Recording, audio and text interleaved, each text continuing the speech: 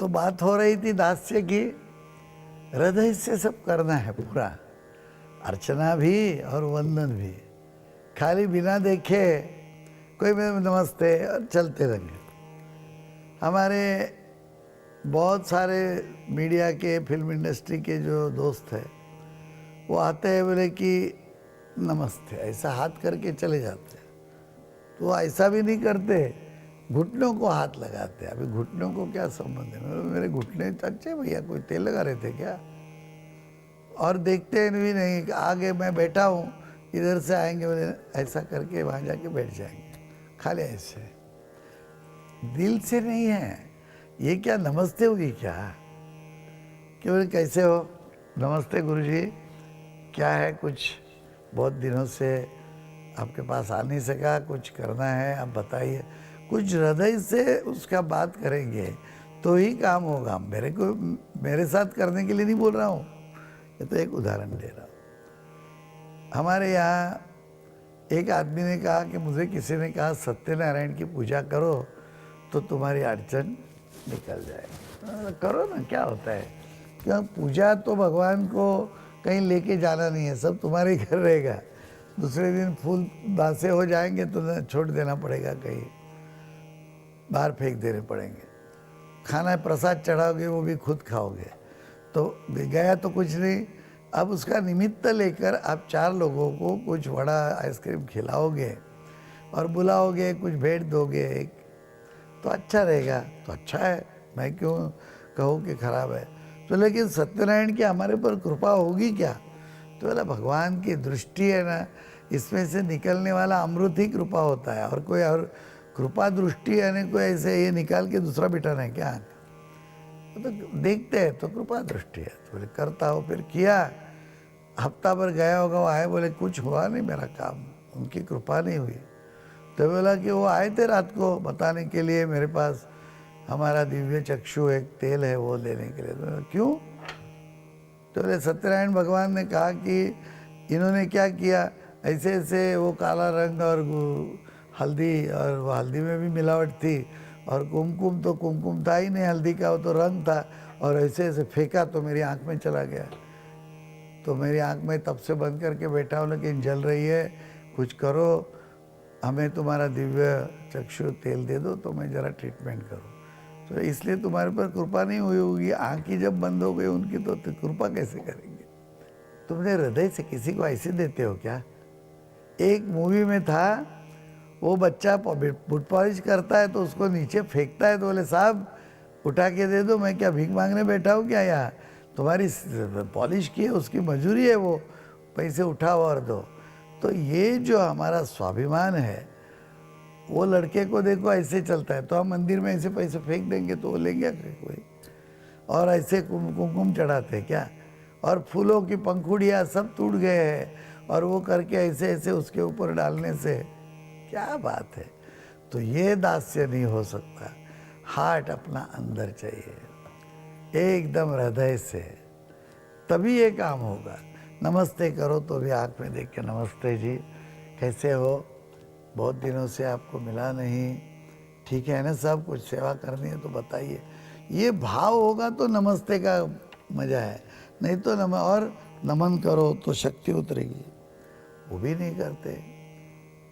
अर्चना है वो कहीं कैसे भी रख दिया, और उसके ऊपर ही बहस शुरू कि मूर्ति रखे या न रखे, मूर्ति को निकालो, मूर्ति की पूजा करो, इस तरह की मूर्ति नहीं, उस तरह की मूर्ति नहीं, ये पिक्चर होगा भगवान का तो घर में मत रखो, ये रखो।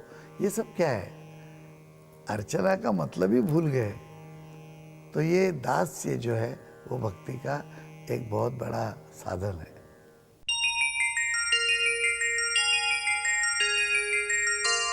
यहाँ पर कोल्हापुर से भालचंद्र पठारे जी लिख रहे हैं कि सामवाहिनी का शोध ब्रह्म विद्येचा कार्यक्रम मैं रोज नियमित और बहुत बार देखता हूँ। मेरी एक ऐसी शंका है कि मैं आपको ये सवाल पूछना चाहता हूँ कि ब्रह्म विद्या के कार्यक्रम में गुरुजी आप बताते हैं कि अधर्म यानी निसर्ग के विरुद्ध वर्तन, तो गाय का दूध जब हम पीते हैं तो इस पर हमारा क्या अधिकार है? तो ये अनैसर्गिक नहीं है क्या? और इसका हम क्यों उपयोग लें? और सभी प्राणियों के बारे में ऐसा ही सोच सकते हैं। सो जो लोग मनुष्य है वो जब दूध पीता है तो एक प्रकार की हिंसा ही है, क्योंकि प्राणी का दूध हमने पिया। तो इस पर आपको उत्तर.com में ही उत्तर चाहिए। अब ये श्रीमद् भगवद गीता का गीता योग पूरा हो गया है और नमो भारतम चालू है। आपको एक बात बताओ, दूध ये नॉनवेज पदार्थ नहीं है। मूत्र नॉनवेज होगा क्या? नहीं होगा। जिसमें खून है, इसलिए देखो किसी की यूरिन जब हम टेस्ट करते हैं तो अंदर यदि ब्लड सेल्स मिल गए तो चिंता का विषय है, क्योंकि शरीर का रक्त ये आखिरी हिस्सा है, वो बाहर यदि जाता है तो वो ठीक है नहीं, पानी जाता है, उसमें कोई नॉनवेज का सवाल नहीं। नॉनवेज की व्याख्या ही ऐसी है कि अंदर खून हो। अभी मांस होगा तो खून है ही, और खून क्यों? कि खून में जीवन है, जीवित है वो।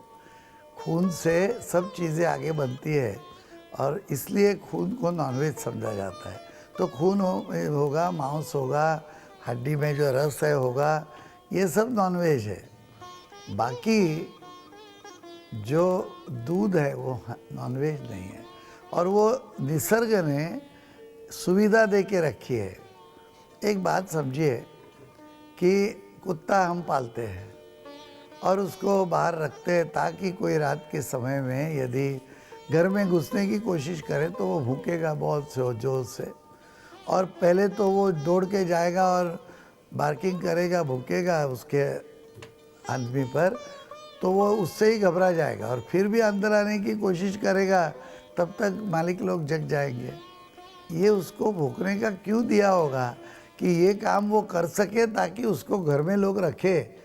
ये भी काम उससे नहीं होता होगा तो कौन घर में रखेगा?